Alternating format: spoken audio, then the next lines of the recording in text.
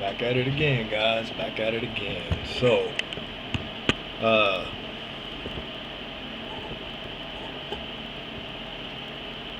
I wanted to get on here for this one based on the fact that I hadn't realized that uh, I kept mentioning in the past in other videos a case called Reno versus Condon, and it seems to me that that case has gotten a lot of fallout from a lot of traitors, haters, and you guys that's going against what's being done, what's being said, what's being told to you. So I'm gonna I'm not gonna I'm going to set the record straight with you guys, because that's what we do here on this channel. We only provide you with facts, not your bullshit assumption that the state has this power to do this, the people can do this, and this, that, and the other, and what have you. I don't know. I mean, I guess when you're dealt bullshit all your life, you don't recognize truth. But there's an old saying that says, fake recognizes fake until real comes along. And then when real comes along, fake disappears, because of the simple fact it's afraid of being exposed for what it truly is. So, but as I've always said in videos of the past too, Hitler, one of the greatest dictators of all time, probably one of the most hated men, loved by few, hated by many, made one of the best statements ever. Tell a lie so big that people can only perceive it to be nothing but the truth.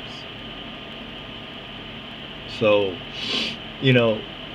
in reference to the case that I kept mentioning about Reno versus Condon, because a lot of you seem to be misled into believing that the state has the authority to regulate any mode of transportation that goes on its highways and public ways, easements, etc., etc. Well, yes and no. I mean, I'm not even going to act like I'm stressing over the fact yes and no. No, they don't. They do have the authority, and the police power does have the authority. In fact, does have the authority to regulate its commerce. And I'm not understanding which part of commerce you haters and traitors and you guys don't understand. If you don't understand what the word commerce means, you need to look it up. Educate yourselves. It's so simple. Everybody's on here on YouTube making all these damn videos about the right to travel this, the right to travel that, this, that, and the other. And it seems to me as if everybody's missing the one main point of the entirety of what the right to travel is.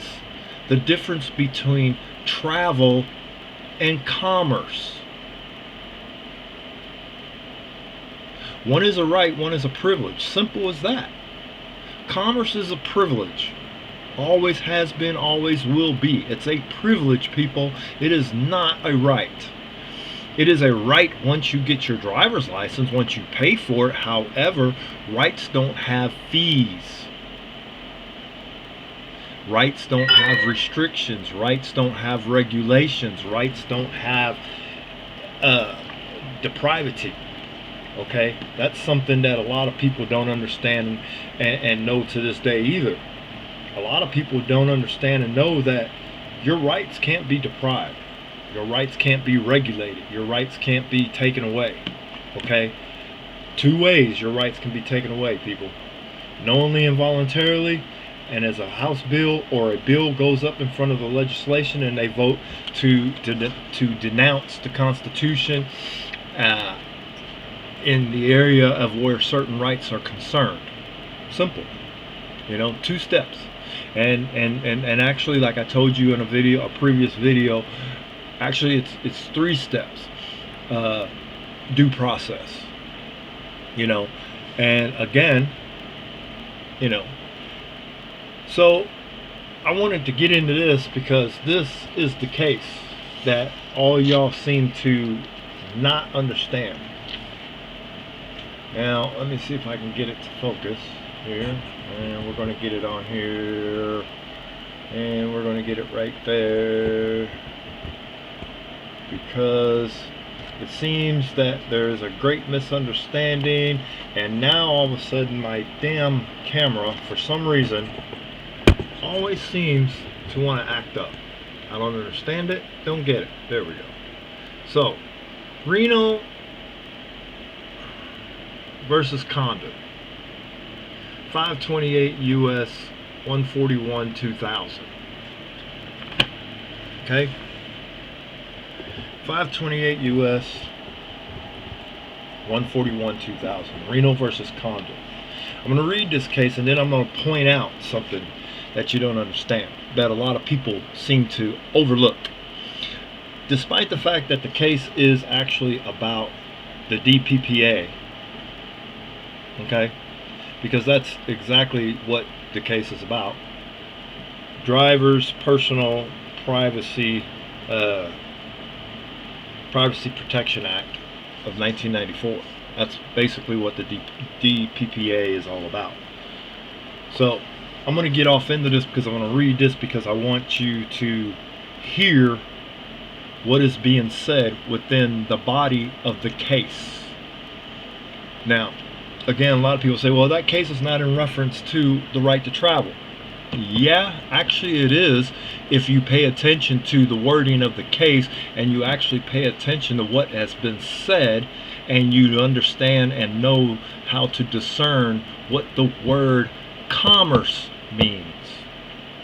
Now, I keep looking away from the camera when the camera's right here because I want all y'all to understand. Commerce is where everybody seems to fail to get the understanding between the difference of a right and a privilege. The word commerce seems to be confusing everybody because everybody is under the impression commerce means anything and everything dealing with transportation and travel, which it does. If you are under contract with a DMV, does not apply to us travelers. Does not. Never has, never will. So, getting right into it, Reno versus Condon, and for those of you who are of age and do remember Janet Reno, who was the Attorney General, she challenged Condon, who was the Attorney General for South Carolina. Janet Reno was the Attorney of the United States, the Attorney General of the United States. So this case was heard in 2000 in the United States Supreme Court, number 98-1464. It was argued on November the 10th, 1999, and decided on January the 12th, 2000.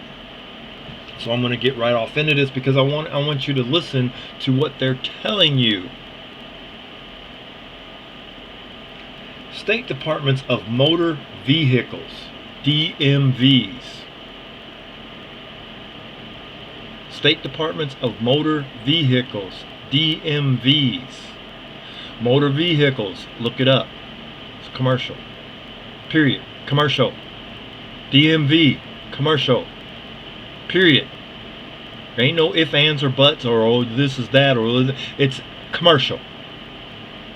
Now you can go and say what you want to say and try to convince somebody that doesn't know what they're talking about. 20 ways to Sunday, 15 ways to Monday, twice on Thursday. But the bottom line, because the Dark Angel said so, it's commercial. Requires drivers and automobile owners to provide personal information which may include a person's name, address, telephone number, vehicle description, social security number, medical information, and photograph as a condition of obtaining a driver's license or registering an automobile. License. All that information is found on the face of a license, is it not? That is correct. That is found on the face of a license. Who's going to dispute that?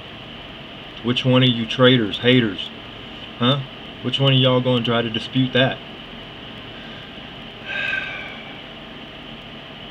Finding that many states sell this information to individuals and businesses for significant revenues, Congress enacted the Driver's Privacy Protection Act of 1994, or aka DPPA, which establishes a regulatory scheme that restricts the state's ability to disclose a driver's personal information without the driver's consent.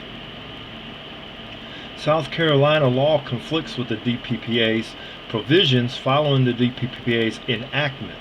South Carolina and its Attorney General filed this suit, alleging that the DPPA violates the 10th and 11th Amendments to the United States Constitution, concluding that the DPPA is incompatible with the principles of federalism inherent in the Constitution's division of power between the states and the federal government.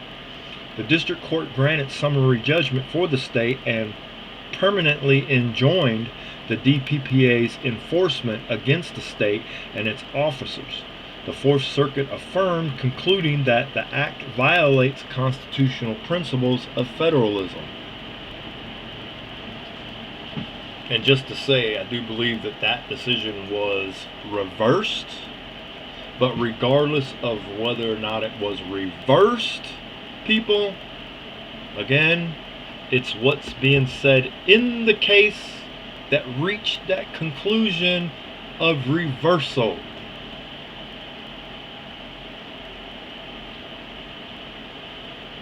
Hopefully I cleared that up for anybody. It was what was said in the case that determined the decision to reverse the case. That makes it law. Held in enacting the DPPA, Congress did not run afoul of the federalism principles enunciated in New York versus United States 505 U.S. 144 and Prince versus United States 521 U.S. 898. The federal government correctly asserts that the DPPA is a proper exercise of Congress' authority to regulate interstate commerce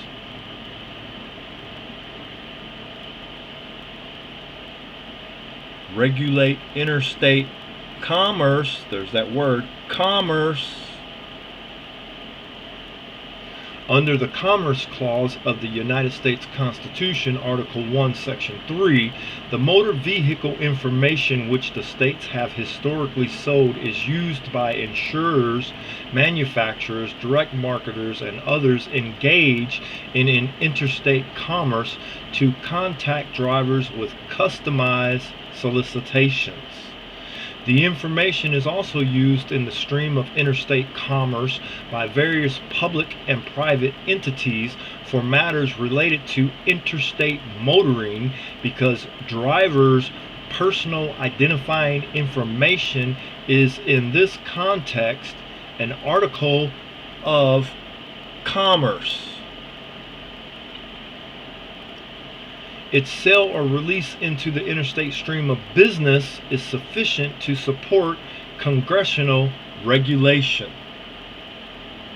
Once you register at the DMV, you are a business. It says so right there in the case. Your information automatically becomes business. People, it don't get no easier than that. The law is the law. You can sit there 20 ways to Sunday, 15 ways to Monday, like I said, and twice on Thursday, and dispute what you want to dispute and say what you want to say, but the law is the law. And this is the law of the land. It's letting you know that once you register your information with them, you are a business prepared to be dealt with in that of a commodity exchange. Damn. This is so easy, and it's so freaking frustrating to understand and know that there's just some idiots out there, some true dummies who don't understand and know the law. And then they talk about we exaggerate the law. This is an exaggeration. This is straight from the law book. And it says so right there. Once you register your name, your car, all that, you become a business. Your information goes into commerce. And if you don't understand what commerce is, again, I'm trying to tell you, look the word commerce up. Simple. Jeez. Let's see here. Okay, so this does not conclusively resolve the DPPA's constitutionality, because in New York and Prince, the court held that federal statutes were invalid not because Congress lacked legislative authority over the subject matter, but because those statutes violated 10th Amendment federalism principles. However, the DPPA does not violate those principles. This case is instead governed by South Carolina versus Baker 485 U.S. 505, in which a statute prohibiting states from issuing unregistered bonds was upheld because it regulated state activities rather than seeking to control or influence the manner in which states regulated private parties.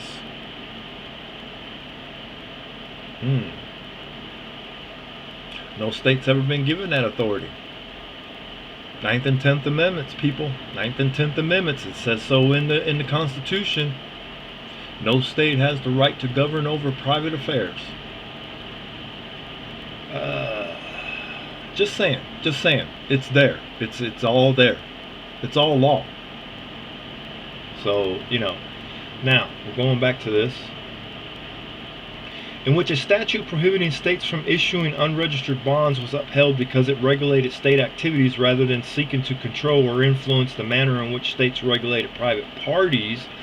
Like that statute, the DPPA does not require the states in their sovereign capacity to regulate their own citizens. Rather, it regulates the states as the owners of databases. It does not require the South Carolina legislature to enact any laws or regulations, as did the statute at issue in New York, and it does not require state officials to assist in the enforcement of federal statutes regulating private individuals, as did the law considered in Prince. That's just to let you know that case, that Prince case that they're talking about, where you saw that, where it says the regulating of private citizens, they overturned that case because no state has the authority to do that. Sorry, can't do it. Whoopsie. There's that. So let's see here. Regulates the states as the owners of databases. It does not require the South Carolina legislature to enact any laws or regulations, as did the statute at issue in New York, and it does not require state officials to assist in the enforcement of federal statutes regulating private individuals, as did the law considered in Prince. Thus, the DPPA is consistent with the principles set forth in those cases.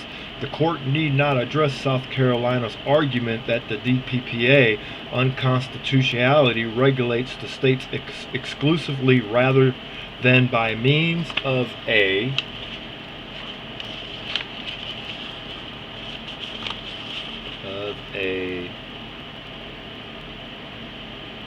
constitutional applicable law. The DPPA is generally applicable because it regulates the universe of entities that participate, suppliers to the market for motor vehicle information. Did you hear that?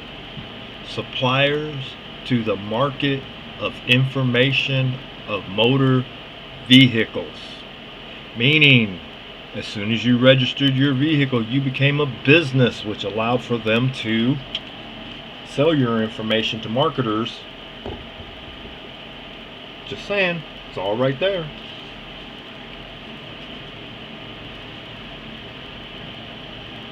Okay? As initial suppliers for the information to interstate commerce and private resellers or disclosures of that information in commerce. Now, here you go. Janet Reno, Attorney General, petitioners versus Charlie Condon, the Attorney General of South Carolina, on writ of certiorari to the United States Court of Appeals for the Fourth Circuit on January the 12th, 2000. Chief Justice Rehnquist delivered the opinion of the court. Here's his opinion, people. Pay attention. His opinion is law. Whether you want to believe it or not, his opinion is law. The Drivers, commercial word, Privacy Protection Act of 1994, DPPA or Act, 18 U.S.C. 2721-2725, 1994, regulates the disclosure of personal information contained in the records of state motor vehicle departments, DMV. We hold that in enacting this statute, Congress did not run afoul of the federalism principles enunciated in New York versus United States and/or Prince versus United States. The DPPA regulates the disclosure and resale of personal information contained in the records of state DMVs. State DMVs require drivers and automobile owners to provide personal information, which may include a person's name, address, telephone number, vehicle description, social security number, medical information, photograph, as a condition of obtaining a driver's license or registering an automobile. Congress found that many states in turn sell this personal information to individuals and businesses. These sales generate significant revenues for the states of transportation. Noting that the Wisconsin Department of Transportation receives approximately $8 million each year for the sale of motor vehicle information. They're doing business with your information. So that makes your information an article of commerce, business. And any information in relation to that of your automobile and any of that, it's all commerce. Simple. Let's see. Let's go. The DPPA establishes a regulatory scheme that restricts the state's ability to disclose a driver's personal information without the driver's consent. The DPPA generally prohibits any state, DMV, or official employee or contractor thereof from knowingly disclosing or otherwise making available to any person or entity personal information about any individual obtained by the department in connection with a motor vehicle record. Commercial. 18 U.S.C. 2721A, the DPPA defines personal information as any information that identifies an individual, including an individual's photograph, social security number, driver identification number, name, address, but not the 5-digit zip code, telephone number, and medical or disability information, but not including information on vehicular accidents, driving violations, and driver status. A motor vehicle record is defined as any record that pertains to a motor vehicle operator's permit, motor vehicle title, motor vehicle registration, or identification card issued by a Department of Motor Vehicles.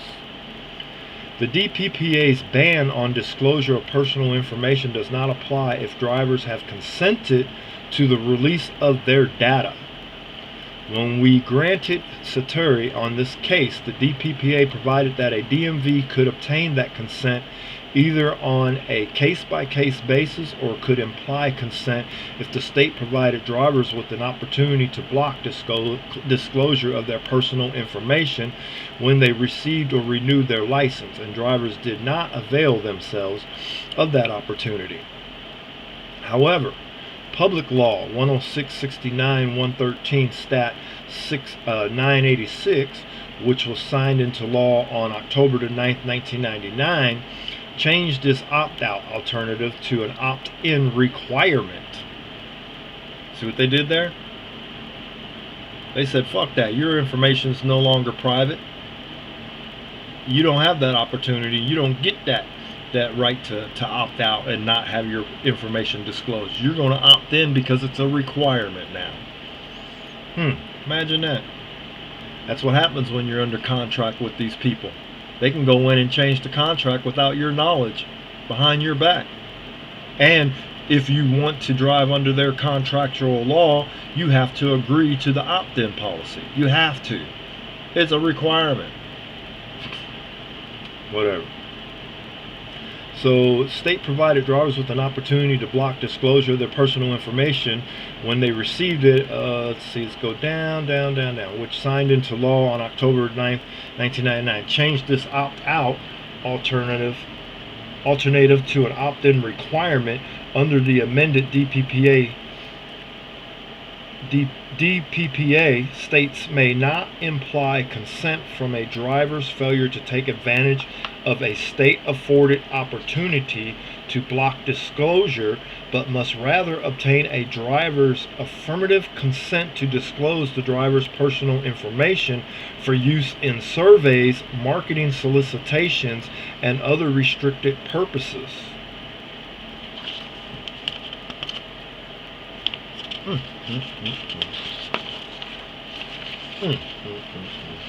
Now, let me go ahead and take this off because I can't see the top of this, so it's kind of disturbing.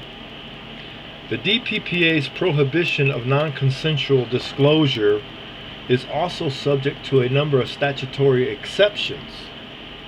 For example, the DPPA requires disclosure of personal information for use in connection with matters of motor vehicle or driver safety and theft, motor vehicle emissions, motor vehicle product alterations, recalls or advisories, performance monitoring of motor vehicles and dealers by motor vehicle manufacturers, and removal of non-owner records from the original owner records of motor vehicle manufacturers to carry out the purpose of Titles 1 and 4 of the Anti-Car Theft Act of 1992, which I covered in another video, which is under Title 38 or 39, which if you read that, which I have that act here, it is a voluntary act according to the act itself. Even says it on its face. So there's that. Let's see. The Automobile Information Disclosure Act, the Clean Air Act in Chapter 301, 305, and 321 through 331 of Title 49, 18 U.S.C. 2721B, 1994. Citations omitted. The DPPA permits DMVs to disclose personal information from motor vehicle records for a number of purposes.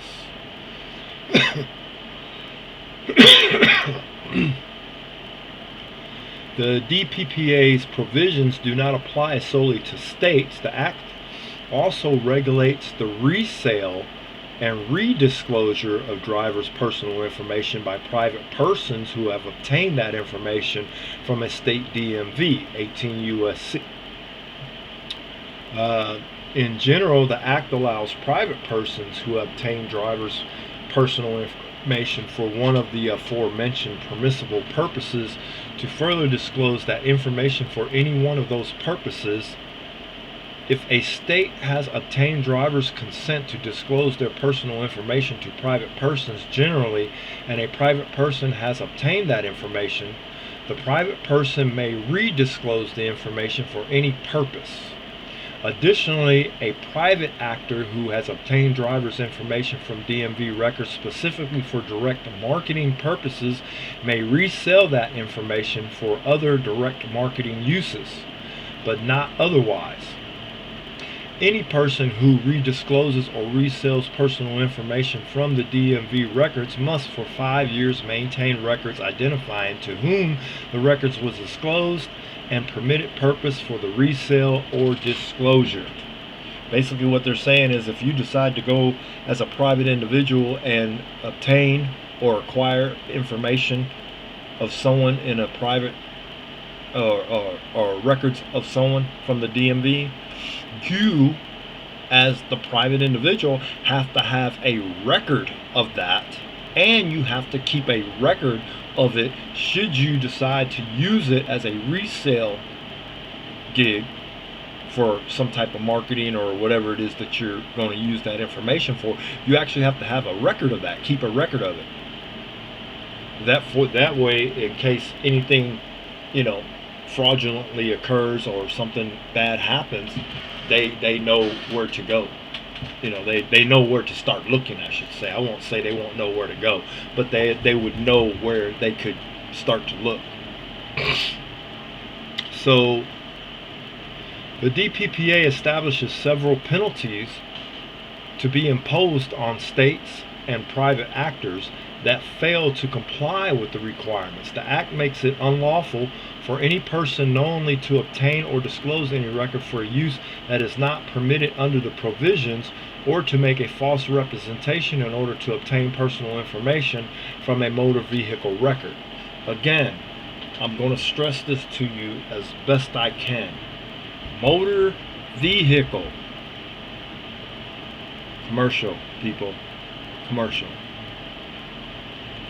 And I'm going to skip through a lot of this because of the simple fact is it basically the DPPA, Driver's Personal Protection Act, is what the case is about.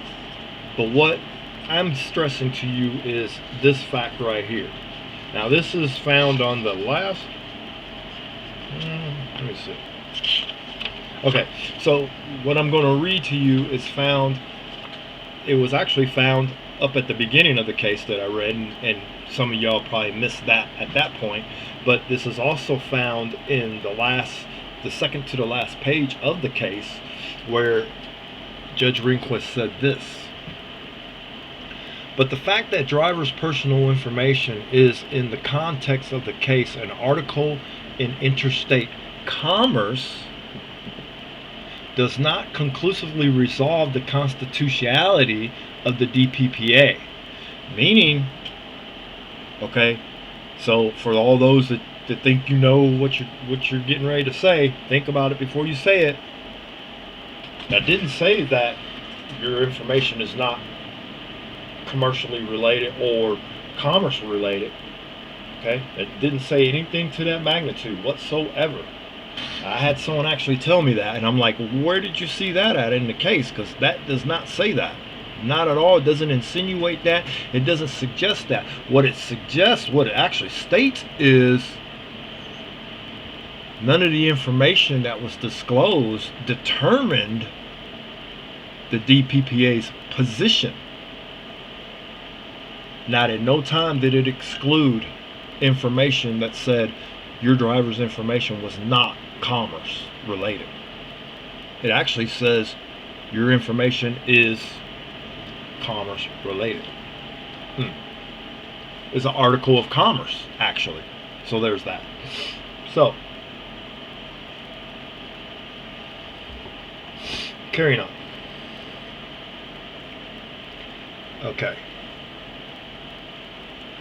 So, but the fact that driver's personal information, did you hear that? But the fact that driver's personal information is a article of commerce, fact, The word fact, he put it in there. Fact is in the context of this case, an article in Interstate Commerce does not conclusively resolve the constitutionality of the DPPA. In New York and Prince, we held federal statutes invalid, not because Congress lacked legislative authority over the subject matter, but because those statutes violated the principles of federalism contained in the 10th Amendment. In New York, Congress commandeered the state legislative process by requiring a state legislator to enact a particular kind of law. We said, while Congress has substantial powers to govern the nation directly, including in areas of intimate concern to the states, the Constitution has never been understood to confer upon Congress the ability to require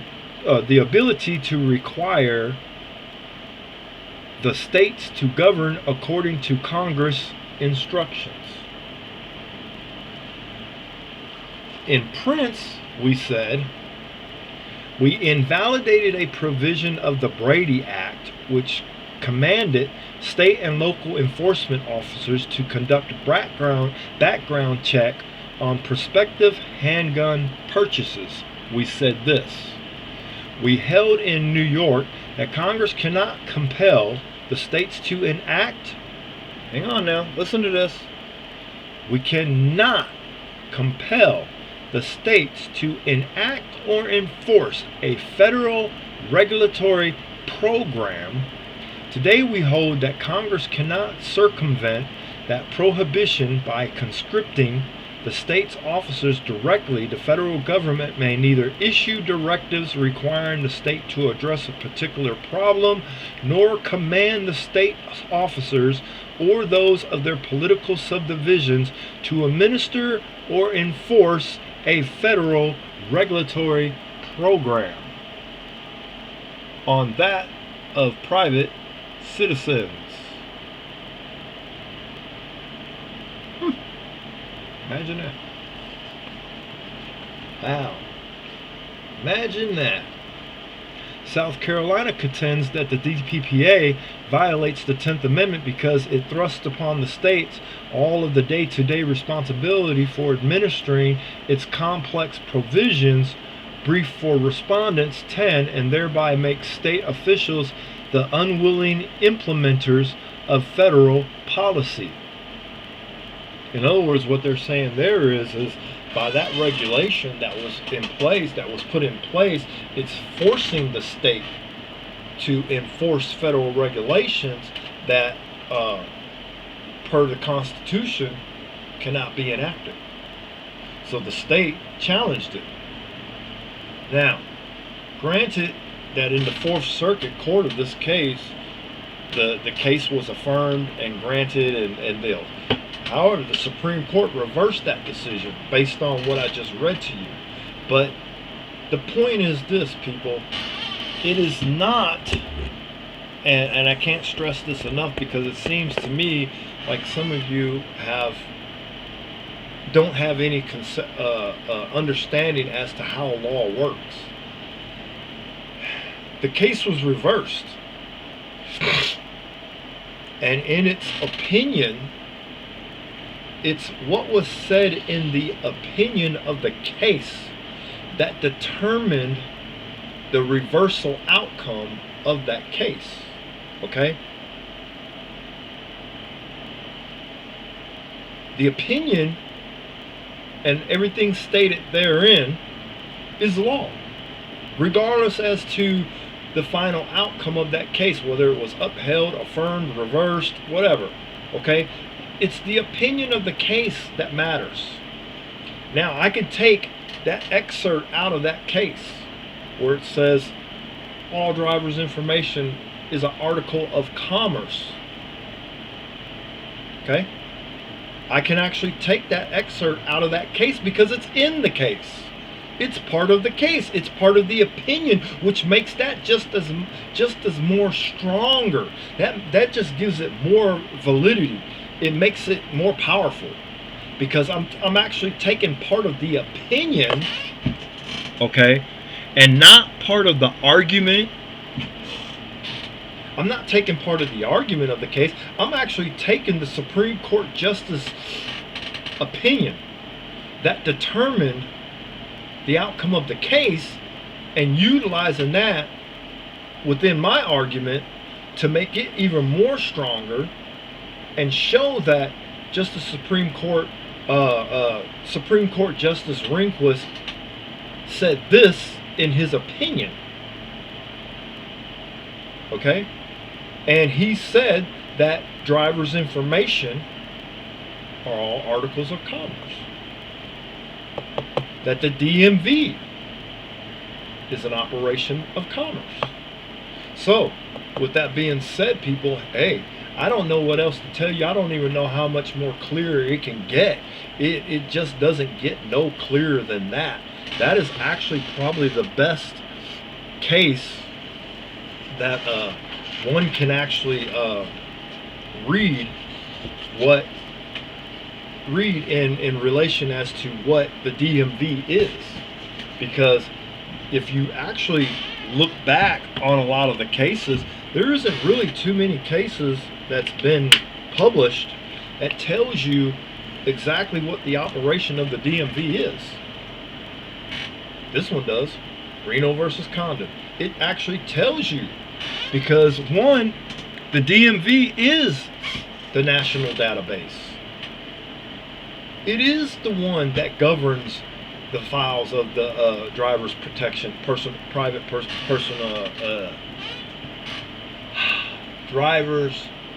Private Personal Act. Personal, you know what I mean. They're the ones that govern all that information, and they're the ones, because they are not a actual government entity, but in fact a private entity.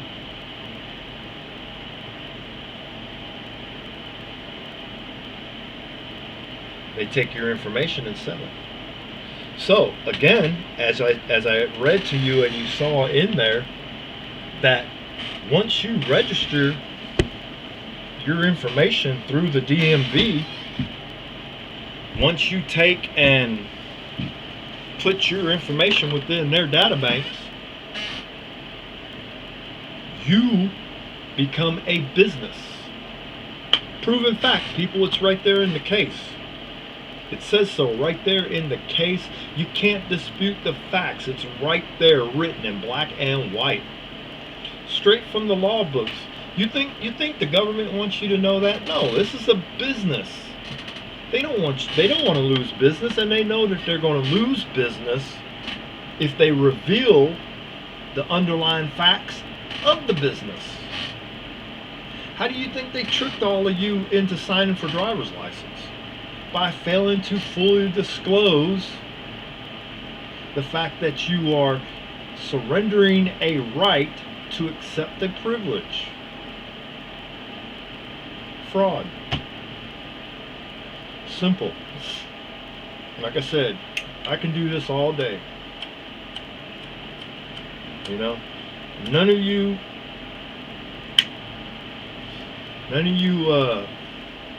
haters, you trolls, haters, and traitors of the Constitution has even supplied one snidget of information proving that the state can regulate private travel. I've never seen a case law on it, and again, I'm issuing the challenge out to all you trolls, haters, and traitors out there to show me one case where it says the state has the right to regulate private travel, and then you show me a case where it just says that it has a right to regulate travel, period, without utilizing the words commerce, traffic, transportation. Because one thing for sure, two things for certain, those terms are all commercial. They're all commerce related. Every license that comes out of the DMV, no matter how many times you want to try to convince yourself that the DMV issues all these different licenses, they don't. They issue one license, and that license is classed. Those classifications of that license gives that card the authority to do certain things that as a different classification would not allow. So when you go into the DMV and you register your vehicle, your automobile, your automobile automatically gets demoted, or if you want to put it in another tense, it gets promoted. As a matter of fact, yeah, let's do that. You register your automobile, okay? It gets promoted to a classification of vehicle and or motor vehicle. Okay, it is now classified as a vehicle and then reclassified again as a motor vehicle, because if you look on your title specifically states on it motor vehicle. And no matter how you want to cut it, 20 ways to Sunday, 15 ways to Monday, motor vehicle means commercial. Commerce means to do business or trade. And, which if you look at what the DPPA, actually, there it is, right there. Commerce means to do business or trade. DPPA is taking your information and they're selling it, or they're trading it, or they're putting it in for marketing values and things of this nature. So therefore, they're actually taking your information and utilizing it as a business and trade tool. How much more clearer does that need to get? It doesn't need to get any more clearer than that. That's actually right there. I mean, come on, people, look up the word commerce. Everybody who's ever applied for a driver's license has been forced to drive and operate in commerce. You have been turned into a state security interest, a business, which gives the state authority to commandeer your car, coast your car. They can do anything they want with your car as long as you're under their contract. Because the plates that go on that automobile, that's their plates. So you just gave them a security interest to advertise their business on your automobile by applying for a driver's license. And when you applied for your driver's license and registered all your information, okay, you just secured the fact that you became a business and that you are now a security interest to the state. And that they can accost you, and that they can, and if you violate their contract, they can arrest you. Isn't anybody seeing what's going on here? Doesn't anybody understand that? You violate their contracts, they arrest you. Your license expired. You're driving without a license, and your license expires, or you're driving under a suspended license. 9 times out of 10, you're going to get arrested. Your license expired, so now you're driving under an expired license. 9 times out of 10, you're going to get arrested. See what I'm saying? Your plates expire. 9 times out of 10, you're going to get arrested. Again, if you remember what I was telling you about the police's loopholes, the word discretion, it is their discretion as to whether or not they want to issue that citation. However, if you're not under contract with the state, and its DMVs, its government entities, okay? If you're not under contract, you're not in their jurisdiction. See? So then different laws apply, because here's what happens then. So let's say I get pulled over because I have private plates on my automobile, okay? And they want to issue me a ticket. Well, now they just forfeited qualified immunity, because now by them having issued me a ticket, the officer is operating in that of a commercial capacity, which I am not. A traffic ticket is commercial. Bottom line, people, look it up. It's in the federal code, 49, USC 49. Look it up. Title 49. Look it up. It's in there. It's all in there. Everything I'm telling you is in there.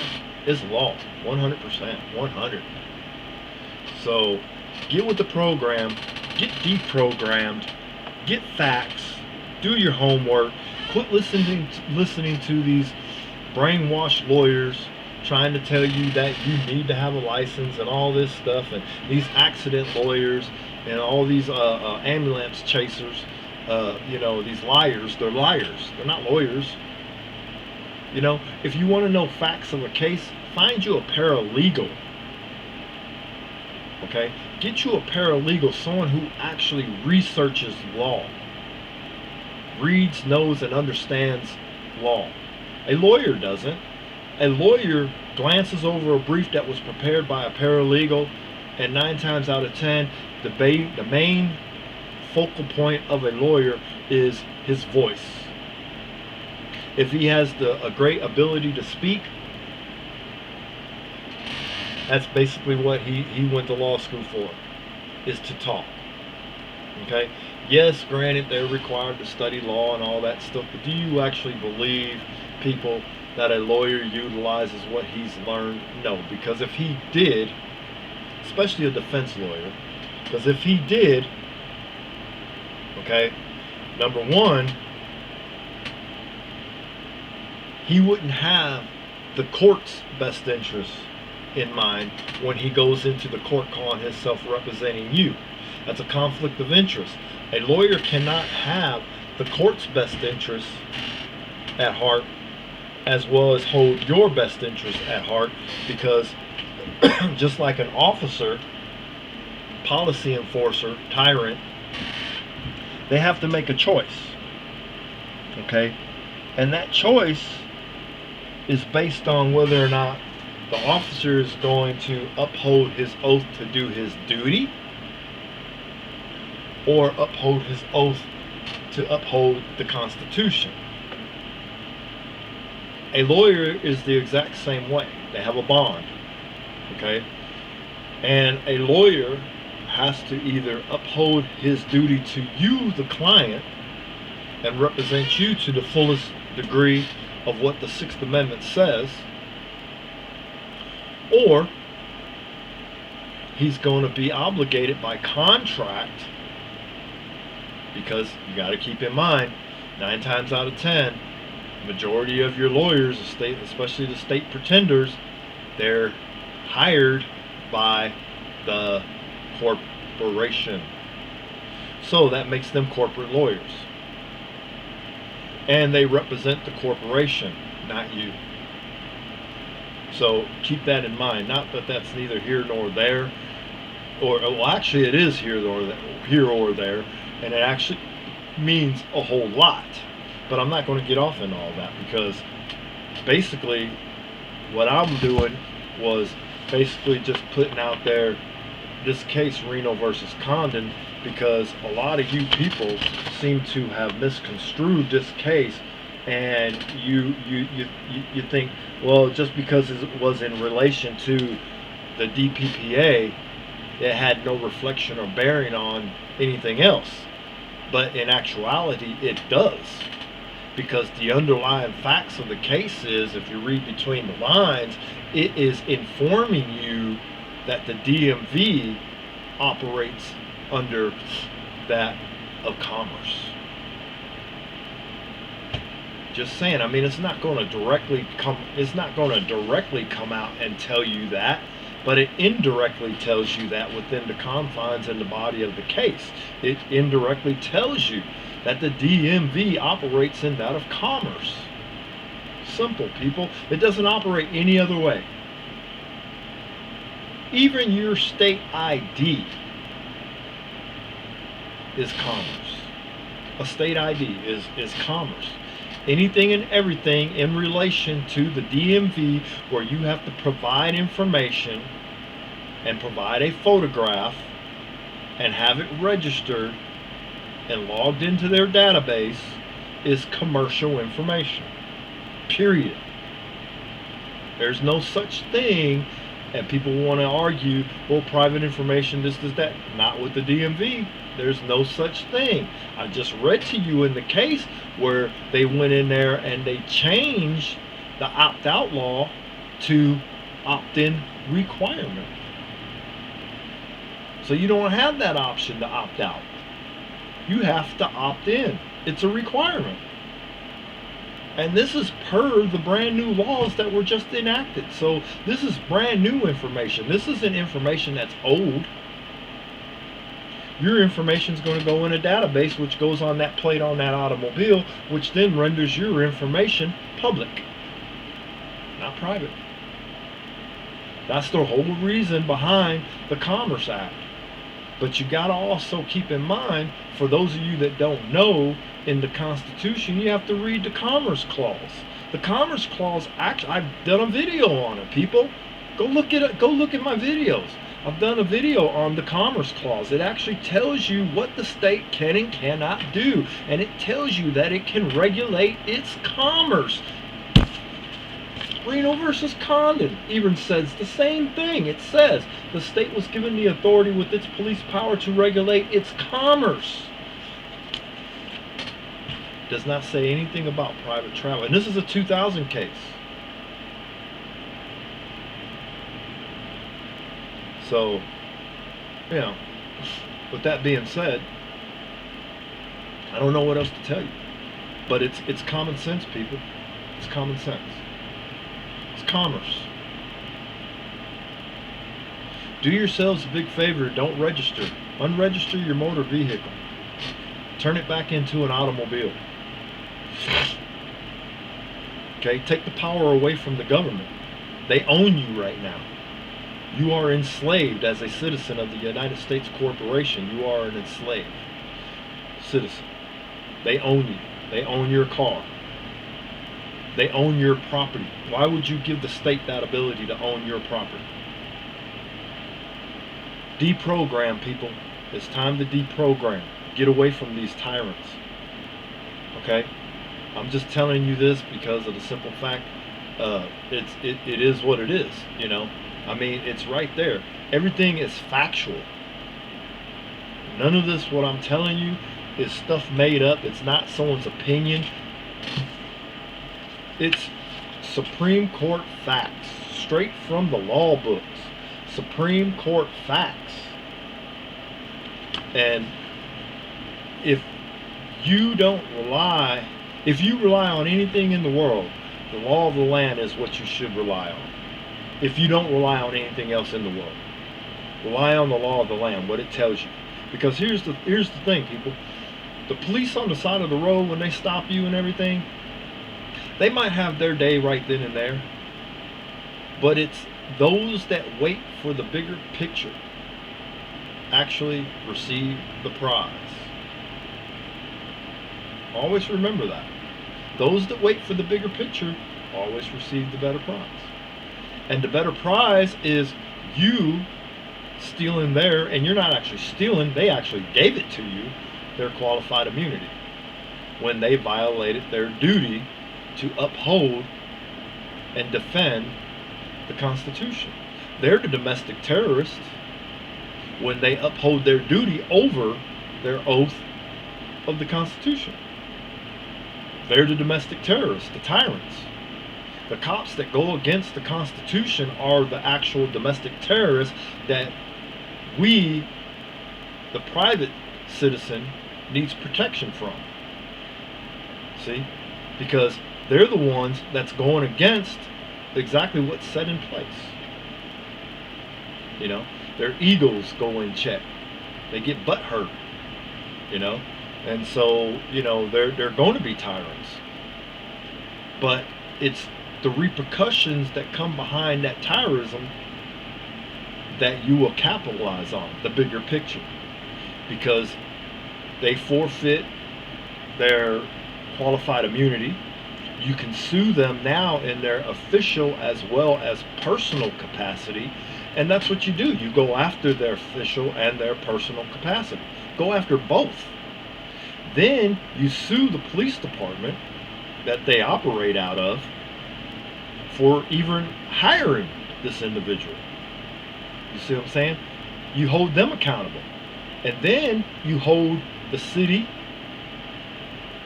or the Providence or whatever jurisdiction that this officer operates in, you hold them accountable. See? Because their duty is to uphold and defend the Constitution, you know. And for those of you that don't know, an officer does not have a vested right or a vested authority to protect you. They don't. Supreme Court even says so. I've covered that in the video.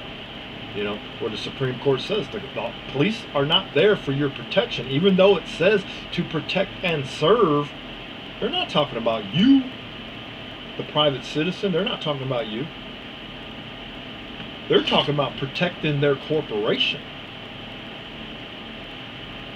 against what they deem domestic terrorists who are going against their contractual laws, rules and regulations, which are their statutes, policies. You are considered a domestic terrorist if you violate any one of those statutes and any one of those policies. That's what you are deemed as, and that's what you will be recognized as. And you are a burden. You become a burden, because now they've taken, and what they've done is they've taken and they've turned that whole situation completely around to make it seem like that they're the ones that's upholding the law, when in fact they're the ones that's violating the law. They're the ones that's violating the law. Their oath substantiates that. You know, if you have two choices: duty or oath. Duty never comes before oath of the Constitution. Never has, never will be. Okay? Your duty comes into play if I literally broke a statute that I fall under as operating in that of commerce. Okay? Now, let's say, for instance, like here in Washington, RCW 46.001 says that I need a driver's license to operate on the highways. Well, yeah. If I wish to operate in commerce, sure, I do. But but my point is this. So let's say that I do not have the requirement pursuant to that RCW 46.001 and obtained a driver's license, but I am operating in that of commerce by transporting people for a fee or a fare, and or transporting property and goods thereon for a fee or a fare. Okay, and I don't have a driver's license. You understand what I'm saying? So yes, I would be in violation of that statute 100%, because I am actually operating in that of commerce under their statute, and I am providing a service. Now, flip side of that, I have my own automobile. I am traveling in that of my private personal capacity, not for fee or fare or gain. Okay, they pull me over. Well, here's the problem with that. Pursuant to that of the Supreme Court law of the land, stopping an automobile just to check license and registration and that is unreasonable. Supreme Court says so. Supreme Court says it's unreasonable to stop an automobile just to check for its license and registration and all that. Supreme Court says so. Law of the land, people. They said so. And if anybody has any questions about that, you know, or how that goes, you can email me at angeljohnson950 gmail.com. Make sure you put in the comments below that you're going to email me with the name that's going to be attached to the email, so that I don't overlook it. Okay, because I do not wish to overlook your email. And put your questions in there, and I will provide you with the case law. and show you that this is what the case law says from the Supreme Court, not some state court, not some state Supreme Court, from the Supreme Court. Okay? Yeah, you know, like I said, if you have any questions, if you have any requests, is there case law that you would like to have read? You know, anything of this magnitude, you know, get a hold of me. You know, I'll be glad to counsel you in it and on it. You know, and this goes to everyone. You know, if you need consultation on it, I'll be more than happy to help you. Again, it's free. I don't ask for donations, but you know, if some of you out there wish to donate, you know, to help support and or you know, whatever, you know, ask me in the comments for my cash app, because that's the only thing I deal with on here is Cash App. I don't do PayPal. Ask me for it, and I will send it to you, and then you know, you can send, you know, if you feel that it is, you know, hopefully one day I get this to the point to where we're actually doing like Trent Goodbody does. I want to be able to get an array of plates and you know, merch of that magnitude up and running. However, you know, that's neither here nor there, and that's further on down the road, because what I'm planning on doing too also is getting a type of union together, okay, for anyone and everyone who is practicing, okay, their constitutional rights. And basically what it's going to be is, it's going to be kind of like a union, but it's not going to require fees or fares or anything of that magnitude. Basically what it's going to do, it's going to be established state by state, and basically what it does, it's going to be like a database of our own private sector,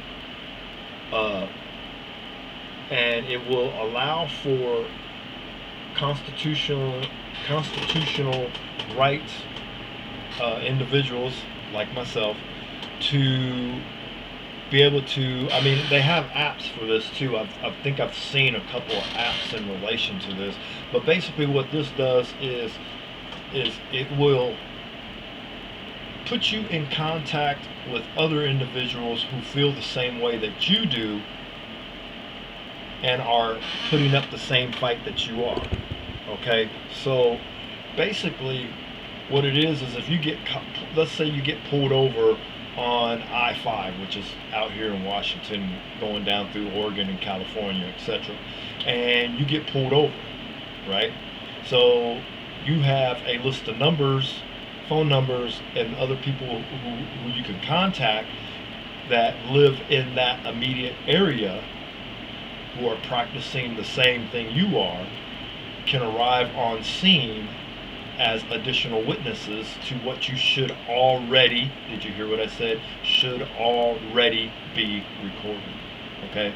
So you should already be recording as soon as you get pulled over. Your camera should come on immediately. Okay? And you will let them know. Let the officer know when they walk up to your car. If they touch your car and you have a notice of liability on you, first thing you do is hand them that. Second thing you do is tell them you don't answer questions, that they need to read that if they wish to continue in trying to engage with you. And then thirdly, you address the issue of the fact that they touched your car on the way up to talk to you. A lot of officers, they mark your automobile by putting their fingerprint on the rear, on one of the rear lenses, to prove that they came in contact with that automobile. Well, that's your personal private property. That is destruction of property. Okay, or obstruction of property. And they have no jurisdiction over your automobile whatsoever. And therefore they are trespassing. So therefore you hit them with that notice of liability and let them know that the first trespass, by them putting their finger on your car, will cost them this X amount of dollars. Just for that. You see what I'm saying? Yes, you can do that in your notice of liability. Yes, you can. So with that being said, this is Dark Angel. Look, I'm going to get up off of here. This video got a little bit too long. I hope you enjoyed it. Hit the like button. You know, send some comments down there. My email is mentioned in the video. Send me questions. Send me requests.